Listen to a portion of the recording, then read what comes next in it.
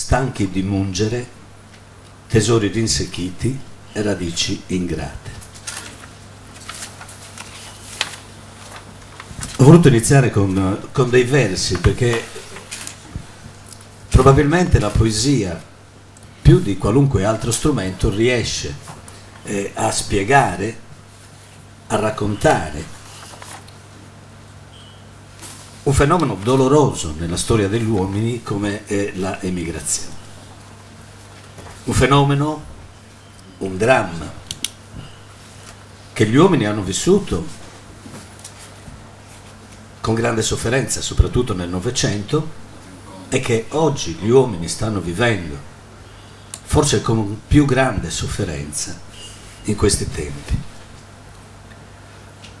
Ci sono stati degli studi molto approfonditi. Nella prima metà del Novecento ci sono stati i primi movimenti migratori, soprattutto verso le Americhe, ma soprattutto negli anni 50, 60, 70, in quegli anni che questi movimenti hanno inciso nella vita dei popoli, nella vita dell'Italia.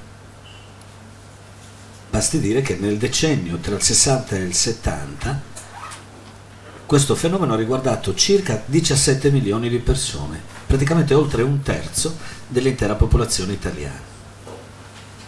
L'emigrazione doveva risolvere dei problemi strutturali. In realtà non li ha risolti, ma ha accentuato semmai contraddizioni e scompensi.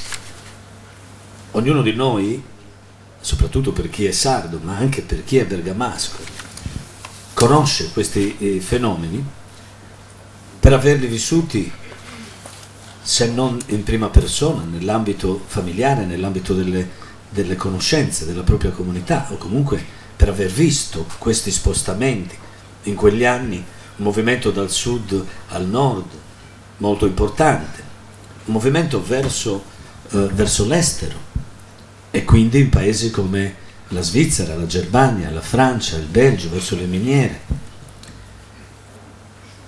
con uno stravolgimento individuale e uno stravolgimento comunitario, perché questi spostamenti comportavano e hanno comportato uno sradicamento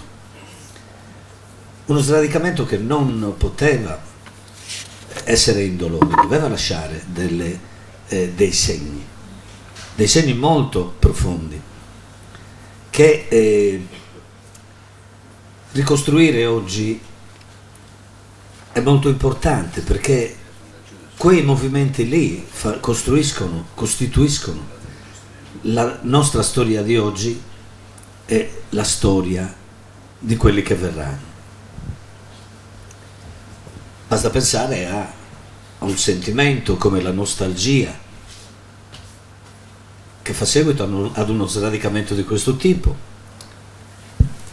ad una condizione che è una malattia dello spirito, perché si tratta di abbandonare degli ambienti in cui si è cresciuti, degli ambienti familiari, abbandonare la dimora per andare a mettere radici in un altro posto dove non sempre il terreno consente di affondare radici o di creare altre radici.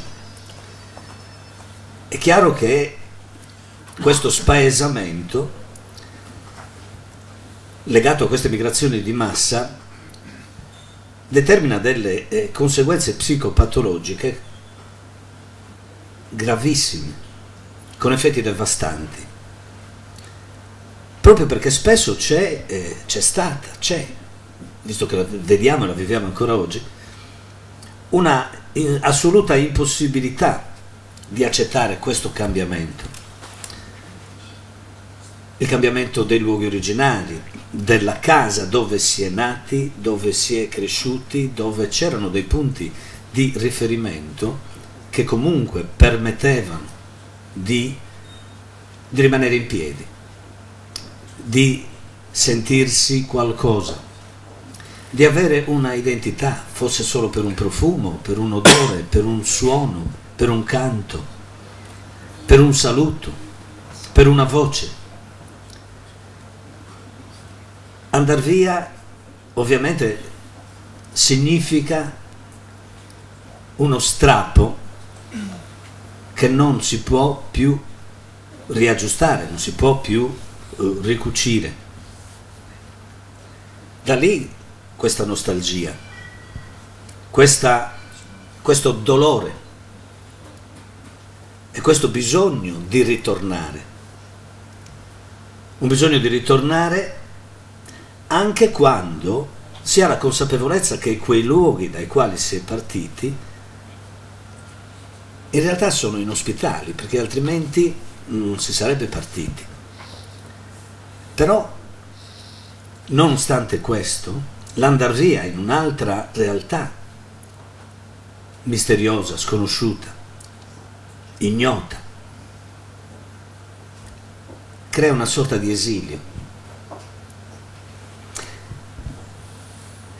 E questo nonostante i tempi pian pianino siano anche cambiati, per cui non c'è la difficoltà di un tempo per cui tra nazioni diverse c'erano differenze abissali. Oggi abbiamo mezzi di comunicazione che permettono di sapere anche che cosa succede negli altri angoli del mondo. Però nonostante questo diventa quasi impossibile tagliare quelle radici, soprattutto quando, parlo per esempio della Sardegna, ma questo vale sicuramente per tante altre realtà, quando a quelle radici si è profondamente attaccati e legati. Questo comporta una sofferenza che rompe degli equilibri. L'emigrazione è un fenomeno che mette a dura prova l'equilibrio di coloro che vivono questa esperienza, né più e né meno di un terremoto, di una catastrofe, di una guerra.